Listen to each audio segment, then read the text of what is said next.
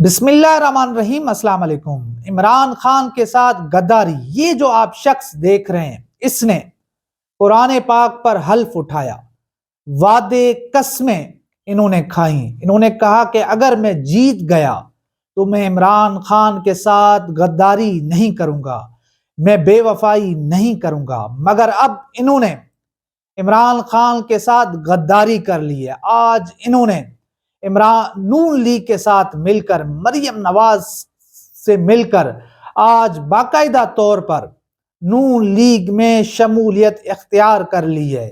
بلکہ میں یہ کہوں کہ آج انہوں نے محمود خان، پرویز خٹک کی طرح اپنی سیاسی موت کو قبول کر لیا ہے، اور انہوں نے عوامی مینڈیٹ کو جس طرح پار کیا ہے، جس طرح اس کی بے توقیری کی ہے، جس طرح توہین کی ہے، اس حلقے کی عوام کو اس کی شکل کو یاد رکھنا ہوگا، اس کا محاسبہ کرنا ہوگا، اس کا احتساب کرنا ہوگا کہ آگے کوئی بھی اس طرح کی جرت نہ کر سکے، اس طرح کی بزدلی نہ دکھا سکے۔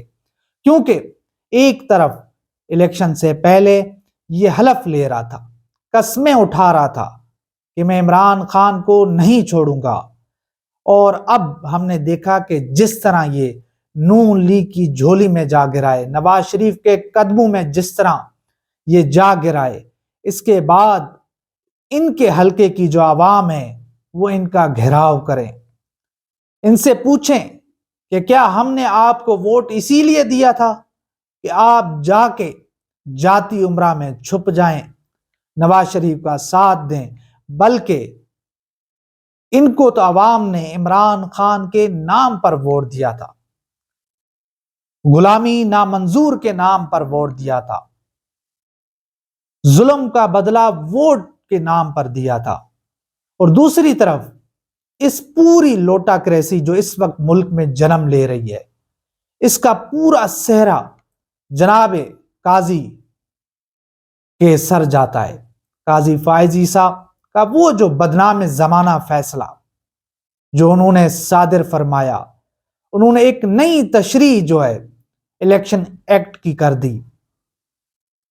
قاضی صاحب، یہ اس وقت جو ملک میں آج سے جو کھیل کھیلا جائے گا، یہ جو لوٹاکریسی ایک طرح سے نیا سندھ ہاؤس، پنجاب ہاؤس، اس وقت جاتی عمرہ ہاؤس نے جنم لے لیا ہے۔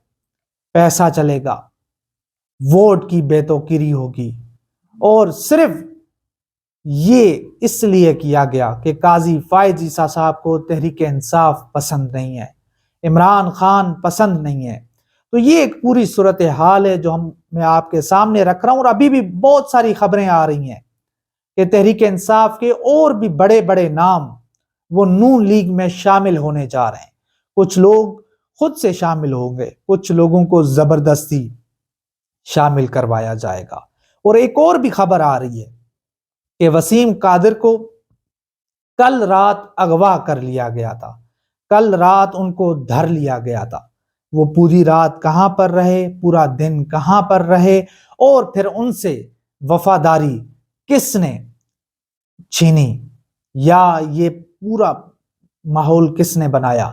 تو یہ بھی وسیم قادر کو بتانا ہوگا، کیونکہ ایک طرف ان کی فیملی یہ بتا رہی ہے کہ وسیم قادر کو اغوا کر لیا گیا تھا، ان کو گھر سے زبردستی اٹھا لیا گیا تھا، اور اب ان کی ایک ویڈیو آ جانا کہ جی میں اپنے گھر میں واپس آ گیا ہوں، میں نے باقاعدہ نون لیگ میں شمولیت اختیار کر لی ہے۔ تو اس کی جتنی بھی مذمت کی جائے کم ہے، اس کے اوپر جتنی بات کی جائے کم ہے۔ اور عمران خان، کیونکہ عوام نے ان سے وفا کی ہے، عمران خان کو تو سرخرو کر دیا ہے۔ عمران خان کے نام پر جس طرح عوام نے اپنے گھروں سے نکل کر ووٹ ڈالے ہیں، جس طرح آج بھی عوام سڑکوں کے اوپر ہے، آج بھی عوام پہرا دے رہی ہے، آج بھی عوام ڈنڈے کھا رہی ہے، آج بھی عوام مار کھا رہی ہے، آج بھی عوام سڑکوں پر ذلیل و خوار ہو رہی ہے۔ کیوں؟ کیونکہ وہ اڈیالہ جیل میں جو قیدی ہے عمران خان، ان سے وہ وفا کا اظہار کر رہی ہے۔ وہ ان چوروں لٹیروں کے بجائے ایک ایماندار سیاستدان کو سپورٹ کر رہی ہے، جمہوریت کو فروغ دے رہی ہے۔ مگر ہم دوسری طرف دیکھ رہے ہیں کہ جس طرح آئینی، قانونی، جمہوری اقدار کو جس طرح پامال کیا جا رہا ہے، جس طرح لوگوں کو گھسیٹا جا رہا ہے، اس کے اوپر بھی ہم بات کریں گے۔ مگر یہ جو وسیم قادر نے آج جو کام کیا ہے، جو انہوں نے گھٹیا ایک کام کیا ہے، اس کی جتنی مذمت کی جائے کم ہے، اس کے اوپر جتنی بات کی جائے کم ہے۔ سب سے پہلے جو ان کے حلقے کی عوام ہے، ان کو ان سے پوچھنا ہوگا کہ ہم نے کیا آپ کو اسی لیے ووٹ دیے تھے کہ آپ نون لیگ میں شامل ہو جائیں، کہ ہم نے آپ کو کہا تھا کہ آپ ہمارے ووٹ کا سودا کریں، ہمارے ووٹ کو بیچیں؟